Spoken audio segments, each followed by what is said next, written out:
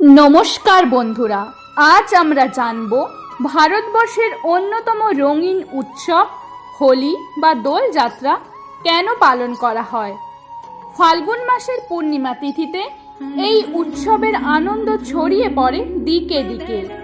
এর পেছনে লুকিয়ে আছে প্রাচীন ইতিহাস ও পৌরাণিক কাহিনী। কিন্তু আপনি কি জানেন, দোল শুধু রঙের উৎসব নয়, এটি আসলে মন্দের ওপর ভালোর জয়ের প্রতীক। চলুন জেনে নিই এই উৎসবের পেছনের আসল কাহিনী।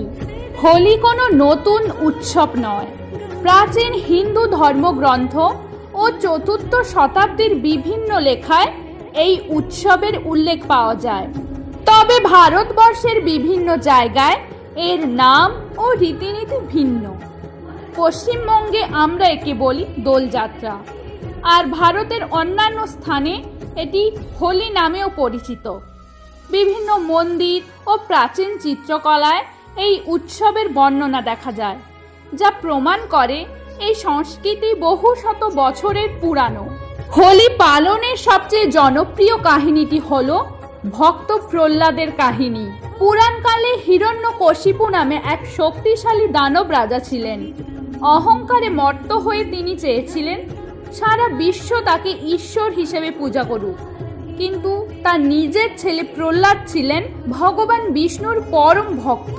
হিরণ্যকশিপু অনেক চেষ্টা করেও প্রহ্লাদকে বিষ্ণু ভক্তি থেকে সরাতে পারেননি। শেষে রেগে গিয়ে তিনি নিজের সন্তানকে হত্যা করার ষড়যন্ত্র করেন। কিন্তু ভগবান যা সহায়, তাকে কে মারতে পারে? হিরণ্যকশিপু বারবার ব্যর্থ হলেন। শেষমেশ হিরণ্যকশিপু তার বোন হোলিকার সাহায্য চাইলেন। হোলিকার কাছে একটি অলৌকিক চাদর ছিল, যা গায়ে থাকলে আগুন তাকে স্পর্শ করতে পারত না।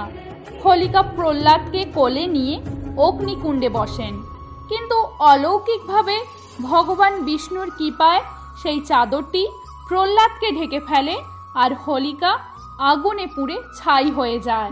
এই দিনটি থেকেই অশুভ শক্তির বিনাশ বোঝাতে হোলিকা দহন বা আমাদের বাংলায় ন্যাড়া পোড়ার উৎসব পালিত হয়। এর মাধ্যমে আমরা আমাদের মনের ভেতরের অশুভ চিন্তাকে পুড়িয়ে ফেলার প্রতীকী উৎসব পালন করি। দোলের সঙ্গে ভগবান শ্রীকৃষ্ণ এবং শ্রী রাধার নামও ওতপ্রোতভাবে জড়িত। বৃন্দাবনে শ্রীকৃষ্ণ গোপীদের নিয়ে রং খেলায় মেতে উঠতেন। জনশ্রুতি আছে শ্রীকৃষ্ণের গায়ের রং ছিল শ্যামল বা কালো, আর রাধারানী ছিলেন গৌরবর্ণা। শ্রীকৃষ্ণ তার মা যশোদার কাছে গিয়ে অভিযোগ করতেন। মা তখন বলেন, তুমি রাধার মুখে তোমার পছন্দের রং লাগিয়ে দাও। সেই থেকেই শুরু হলো প্রিয় মানুষকে রঙে রাঙিয়ে দেওয়ার এই সুন্দর রীতি। এটি আসলে ভক্ত ও ভগবানের মধ্যেকার গভীর প্রেমেরই বহিঃপ্রকাশ। তাই হোলি শুধু আবির খেলার উৎসব নয়, এটি বিভেদ ভুলে একে অপরকে আপন করে নেওয়ার দিন। বসন্তের এই পূর্ণিমার রঙের ছোঁয়ায় সবার জীবন ভরে উঠুক শান্তিতে ও আনন্দে। অশুভ শক্তির বিনাশ হয়ে সত্যের জয় হোক, এটাই হোক আমাদের প্রার্থনা। ভিডিওটি ভালো লাগলে লাইক ও শেয়ার করতে ভুলবেন না। এই ধরনের আরও ঐতিহাসিক কাহিনী জানতে আমাদের চ্যানেলটি সাবস্ক্রাইব করুন। ভালো থাকুন, সুস্থ থাকুন। ধন্যবাদ।